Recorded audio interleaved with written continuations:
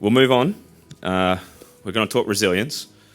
Resilience is a word that's been bandied about for a lot in the last few years during the pandemic, and some would say that resilience equals perfection, especially in our supply chains. It's just a raise of hands for those who thinks they have a resilient supply chain in their organisation, an ultimately resilient supply chain. Not a lot of hands going up. So I think this next topic and presentation will be very, very relevant. We'll explore how the role of digitization plays in achieving the resilience and how we shape resilience in a digital era. Talking about visibility, real-time visibility, track and trace technology, on-demand spot rates, digitized freight networks. We're in a time of digitization, as we've had most of the theme this conference. We'll continue that discussion now. How do we get to a perfect supply chain? By exploring the technologies that are available today. And I'm very grateful that our platinum sponsor, DP World of LogiSYM 23, and the Group Chief Operating Officer, Mike Bhaskaran, welcome to the stage. Mike is digital technology, he's the Group Chief Operating Officer, Mike, for digital technology at DP World. He's fully responsible for driving the digital transformation of all parts of the value chain globally and operates all aspects of DP's technology presence, driving global business process improvement and systems implementation. Mike, very experienced in blockchain, e-commerce technology, digital capabilities in very, very complex supply chains and get them to scale.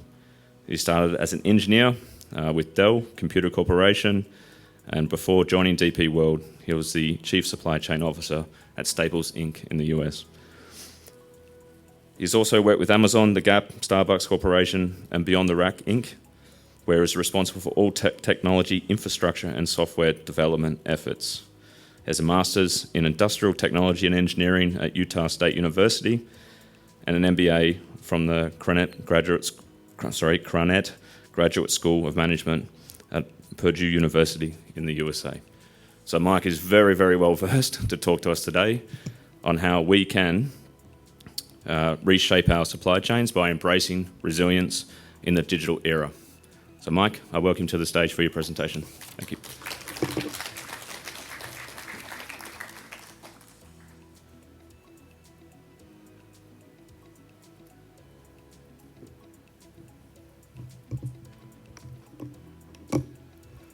Good afternoon, everybody. I think thank you, LogiSYM, for giving us an opportunity for DP World to have a few points of discussion in regards to this very, very important topic. I mean, everybody knows about the Black Swan events, which happens once in a generation, and we had the opportunity of witnessing it over the last 3 years, whether it's like massive supply chain disruptions, whether it's geopolitics, pandemic, Suez Canal, deep congestions in ports. All of these created a deep need and resilience to create resilience and then alternative supply chains. So when we went back to the drawing board and then said, okay, how do we design a resilient supply chain, right? And then how resilient can you be? You can never be. It's just like one of those things. So, but if you put customer at the center, and then when we started asking as a large port operator, we have a global responsibility in developing and making sure that we have like acceleration of merchandise through our ports, it became very clear that all our customers are liners, like large liners, small liners, feeders who come to our port. Our customers are also like a lot of forwarders, NVOCCs, and then cargo owners, obviously. So if you take all of these customers and then ask them, what would you like? It was a little bit of an oversimplification, but when you break it down, you come to like 4 different categories of that customers really wanted. One was in market expansion. Everybody wants to grow their business. That was kind of very, very clear. So how do we help with that? The second thing was we have a huge segment of SME. It could be a avocado farmer from Rwanda or Ethiopia, or it could be an onion farmer. A lot of people who actually work in mills. So since we move variety of merchandise and goods all over the world, working capital for a lot of SMEs became a big issue. in terms of when they have to pay their customers and they have 30 days, 90 days, payment terms. We saw that as a huge challenge that we needed to go back and solve for resilient supply chains. The third component, of course, was operational efficiencies, wherein lies the category of what kind of ERP systems do they apply? Do they have the right physical automation in terms of pick, pack, and ship? It just goes back to robotics in terms of digital visibility is a key component of this, whether, understanding the blockchain component, where it was a very important aspect right now in solving for trade finance.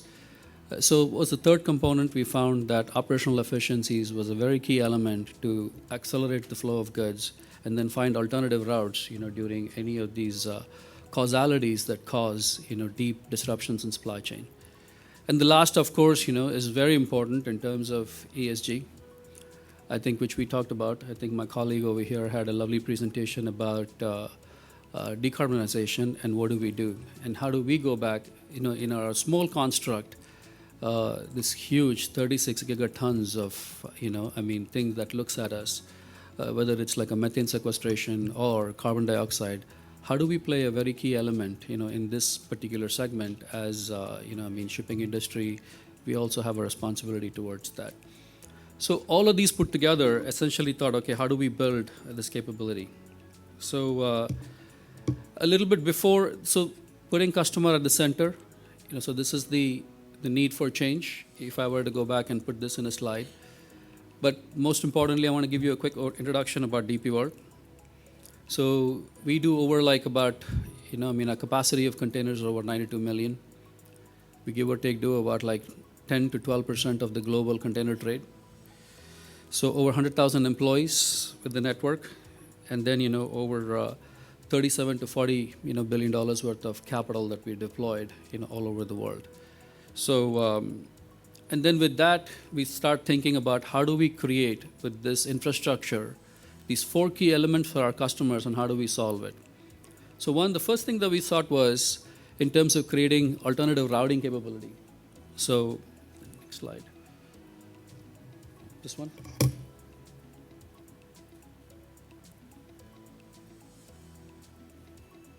Okay, got it.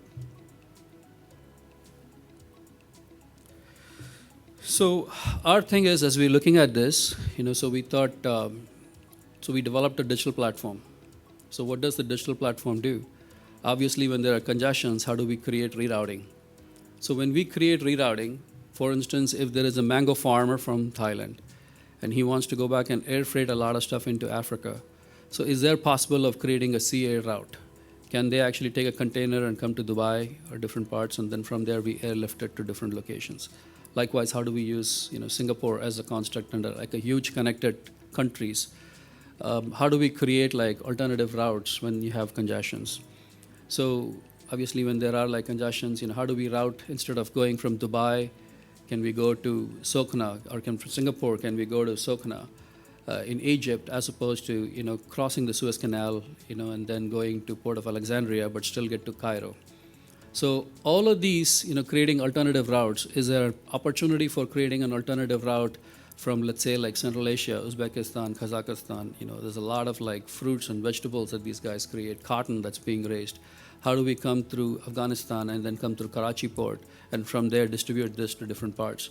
So we need to find this alternative routes, when there is a congestion. This is just sounds obvious, right? But when you start applying scale, when you have cross-border trade, the ability to go back and move documents, so that's where we really need to start innovating in each one of these areas.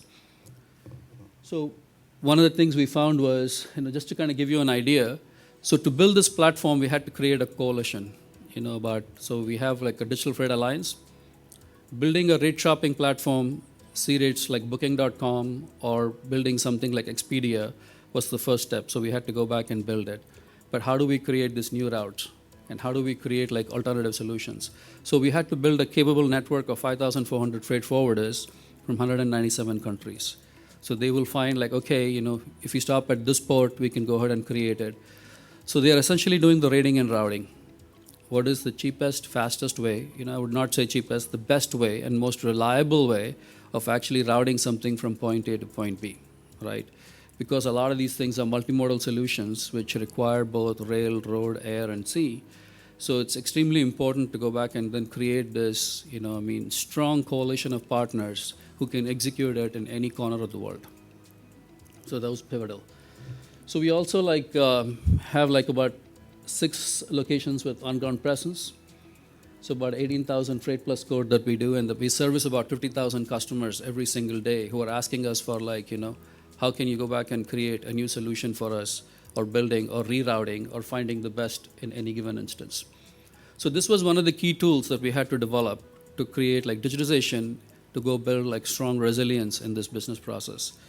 Of course, for anything to go back and manage, you need to have good data and metrics that follows through on this. So this was a very key pillar, one of the key pillars for us to go back and build, and the underpinnings of building a rate shopping and a routing engine. And there are a variety of things in the C-Rates platform. If you want to know the temperature of apple that you need to ship in a reefer container, we have enormous amount of educational material for anybody to go back and learn how to ship and move product. And if you want to know how to go back and stack pallets, which needs to go on top, and how do you side load it and so forth, so you can fill the container and maximize it. Along with this, there was another important product that we actually worked on, and then this was the vision of His Highness Sheikh Hamad himself in Davos. So the vision was to go create something called World Logistics Passport. So we work with 55 countries today all over the world, and then if large cargo owners, for example, Dell, they just joined this, they have acceleration of merchandise when they come to a port. Let's just say a country like Ghana gets on, or Thailand signs up with us. So when these containers come from companies which have really good governance in how they manage, so the countries on the ports have accepted that they will do a rapid green pass, just like you come into a country as in the land and the port, and how quickly you can get through customs. So we had to create this product called World Logistics Passport, which couples very closely with C-Rates, and then also Digital Freight Alliance, which has created this membership network.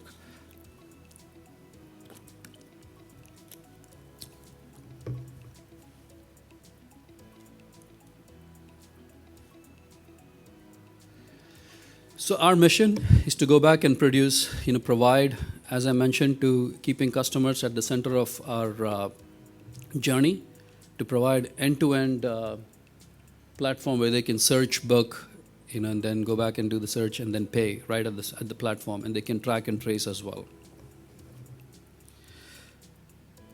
So as I mentioned a little bit more about WLP. So in order to do this, we needed to do this all in a single window platform. So where you have the capabilities, and we'll add more and more solutions to it. So we will have, if there is a cargo owner who wants to have a rate management, they want to go back and maintain their rates, they have the ability to do that. Pretty soon as I mentioned to you about operational efficiencies, we will add a small, lightweight ERP for forwarders who can utilize this in managing their workflow. So obviously it kind of tells you how do you manage your employees, your time, your accounting, all of the above. So we want to go ahead, and then we will be deploying that very quickly. Then one of the other things is, obviously we mentioned earlier, we sell, we can, if you want to go back and then insure your freight, or you want to buy carbon credits, which I'll come to in a bit, with some of the introduction from my colleague Wolfgang. I'll just talk as to what we are doing. I think he had a wonderful word over there that everybody needs to be a part of this. And what can DP World do in terms of looking and then doing our small contribution in this very, very important journey for everybody. So I think when you look at carbon offsets, so how does it work? So, we compute, obviously, there's a lot of folks who compute the overall, the carbon footprint for a specific transaction. Let's just say somebody ships from Shanghai to LA, and different aspects of this has certain footprint. So we capture it as 1.7 tons or 1.8 tons, and subsequently we fractionalize carbon. So DP World will go and then buy carbon credits for a reforestation plan in Guinea-Bissau or in Kenya or different parts of the world, or seagrass or mangroves, or using any kind of methane sequestration in terms of taking a lot of these natural gas that comes out of dairy farms and then converting it back into fertilizers. So we'll have the ability, and then we'll work with many, many of the energy companies very closely, and then start fractionalizing these carbon credits and make it affordable. Now imagine if you have a small farmer, and then you're producing about like 40 containers of cherries. And how do you make them part of the ecosystem so they can actually come in? And one of the things for me, especially Singapore being such a great city, every time I come over here, I look at the green. It's just absolutely fascinating. I love every aspect of it. And then I think, so we want to take a lot of these aspects of whatever technology that we use in terms of solar, wind, alternative energy. So we want to go back and then take these small amounts of money that we actually capture and then go back and start investing and start looking at, doing our own part as it relates to decarbonizing. So Digital Freight Alliance, how do we execute it? I mean, it's easier to obviously build a technology platform. I think, a lot of folks would actually talk about it. While there's enough complexity in terms of algorithms, operations research work that goes on in determining the fastest, quickest, best way, and most reliable way of shipping to go build the resilience, in reality is you need a strong execution arm to go back and then move it. So we started talking to a lot of the forwarders. So I think how do we do it collaboratively? And forwarding community is a very important community for DP World. And then, forwarding community brings a lot of containers to our ports. So as we put customers at the center, we realized what is it that we can do for, the forwarding community and then the NVOCC community as well. So whether it is like a container exchange to find empty containers, how do we bring it back? Can we stuff more stuff into the empty containers so we can utilize it? And which is another very, very important aspect of, making sure that we have utilization of containers, which goes back into, how we reposition containers as well. So these became very critical for us to go ahead and then manage. So we launched this at the end of 2020, towards the end of pandemic as we realized it, that we need to go ahead and then start working and aggregating, some of these customers in helping them out, started listening to what are some of the key areas that they are very interested in working with DP World and what we should do. So in order to build the resilience, we built a strong community where we can understand. So there's approximately like 30 million TUs in this network, give or take. And now it allows us to go ahead and then, do more things for them, in terms of, one of the key things that we do is like they're looking for working capital, so that I mentioned earlier, or whether we are solving for e-bill of lading solutions, which we can do smart contracts on a blockchain. For instance, if a forwarder is getting paid from his customer in 90 days, he would like to, he immediately needs the working capital to pay for, the line haulers, the ocean freight folks as well. So how does he go back and react to all of these challenges, right? So we just provide short-term liquidity for them to making sure that is like ensuring a smooth business is continues. So we have, it's just like approximately 5,400, and then we are continuing to go back and then increase this capability mostly in over-the-road as well, in air. So we have a combination of forwarders that come in. So again, a lot of these folks in 197 countries, they operate, and then, pretty much, wherever we can ship from anywhere to anywhere is the capability that we built based on the folks that we have. So as I mentioned, one of the things with forwarders is when they're ready to ship, they have to pay right then and there, a lot of times in many, many countries, and depending on the interbanking rate and how much they can actually borrow. So, you're all familiar with e-commerce, like buy now, pay later. So we introduced a new product called Ship Now and Pay Later. And that working capital is a very important transient solution as, containers are out. And one of the benefits with DP World and how do we bring the cost of borrowing for a lot of our freight forwarders, we use container as a collateral. So that is an opportunity, as we continue to ship with the C-Rates platform, that really helps, our associates and then a lot of the forwarders in the community go ahead and then bring the cost of borrowing down.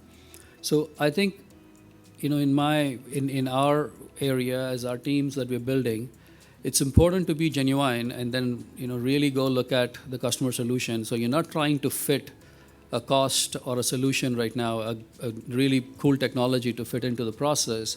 But once we go look at the gaps in the process, it's extremely important for us to go find how do we take some of these technology or relevant technologies to go do problem solving? And then, so look at the key areas that I mentioned earlier on, and how do we come up with good solutions for our customers? So one of the things is obviously, we're all, as we continue our journey, KPIs and metrics play a very, very key element, and visibility becomes a very key element. And the underpinnings of managing a good business processes is knowing how we can measure the business processes. Are we measuring the right data? And for a lot of our customers, whether it is like NVOCCs, forwarders, or cargo owners, or liners, it's extremely important to see the journey of the container. Where's my container? When is it going to come? Do I have a 30-day visibility to everything that comes in? Do I have like container level hierarchy? Do I have the license plate information? Can I click on it and then go download and understand to a SKU level? So if there is any disruptions in the process, I can find alternative ways to go back and then solve my manufacturing concerns, distribution concerns, or a SKU that needs to be stocked in a warehouse or in a retail outlet. So any one of these combinations is extremely important to understand the overall data, where it is and how it is, and then present it in a format that is easy to go ahead and access and subsequently make good decision making. So I think we developed a product called Cargo's Flow. So which, when you ask several of our customers, again, keeping customers at the center, I just don't want to throw a bunch of numbers over here. So if you ask, visibility is important to organizations. And, so there is, any congestions or delays in shipping in any mode for that matter, is all equally important as we start having conversations with our customers. Hence, we know as we could develop this product called Cargo's Flow. So our solution again, is end-to-end tracking, supply chain visibility. Document sharing is a key element. And one of the approaches for document sharing is we want to integrate with as many networks as possible, because we fundamentally believe, the customer, whatever network, if they're using Oracle as their ERP or SAP or any one of many of these solutions to generate, or if they have like specific standards or ANSI 4010 format or IFTA standards or any other like EDI, XML data that they move for e-bill of lading in any formats, we would load it, parse it, and then subsequently provide this in a blockchain format and tokenize it and encrypt it. So this allows us to go work with networks of networks. And then whatever the customer is looking for, and then that particular data. Now they can use that e-bill of lading and work with their financial institutions to go back and then relieve cash and then get payments. Or they can use the e-bill of lading construct to go ahead and then, release their containers and get it ahead of time. So there is the sense of convenience for that. So again, one of the biggest things is if you ask, when the grass is green and the sky is blue, everything seems perfect. But we all know in supply chain, there are things that go wrong all the time. So our objective at this point is to make sure that there is, when you have exception management, what kind of information can we provide so you can have a very resilient and responsive supply chain. And then, of course, performance analytics and then KPIs, so looking at trend analysis, understanding a little bit more, parametric regressions, and then determining how things work out is equally important. So we have a variety of customers. I think, a lot of you guys are probably sitting in the room, and then, so I won't go into this in detail. So quick dashboard on Cargo's Flow. I'll skip through that as well. Thank you. Mike would stay up there. Is there any questions for Mike? Anything that comes to mind on how else we can achieve resilience? I think some great tools up here.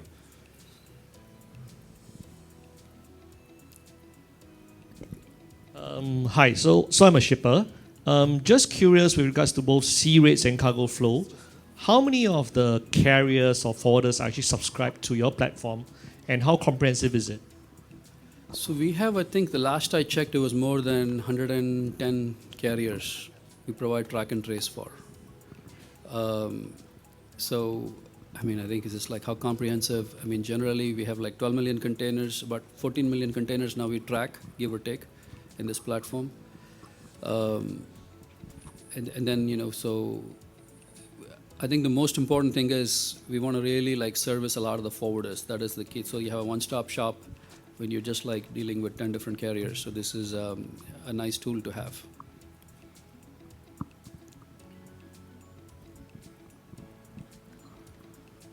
Thank you, Mike. Thank you for the question as well.